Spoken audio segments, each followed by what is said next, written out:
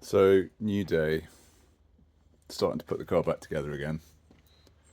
I've replaced the sunroof hose for the car, which, if you didn't spot, you can see kind of runs down there and down the pillar on this side. So, there's the hose, runs down the pillar, goes down there. It's actually kind of easy to replace. The end of the hose is behind this fuse panel, so you can remove. There's something like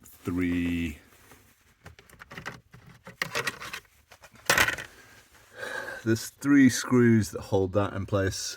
It's behind a plastic facade. That facade has got a pin that really is just a pop pin. It's somewhere there where my finger is. It's too dark for you to see on this. So once you pull that out, that comes off. And then behind that, you've got the fuse panel. Take those screws out, swing that out of the way. You've got the kind of weird black paper, or some people have got tar paper even. But once you get that out, you can actually just see the hose descends behind, and generally you can just get to the hose and see it from there. So you can see that it exits down there. And the reason for replacing it was, I don't think it was the main culprit as to why my sunroof was pouring water everywhere, but you can see, let's try and get a focus on that.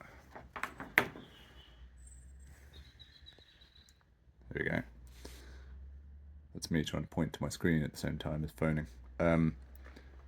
You can see that basically there was a mold formed, and I think, although I can't prove it anymore, that basically the pin to which the A pillars join was up against that, and over, I don't know, 30 years of heat, it just basically molded around that and pinched it.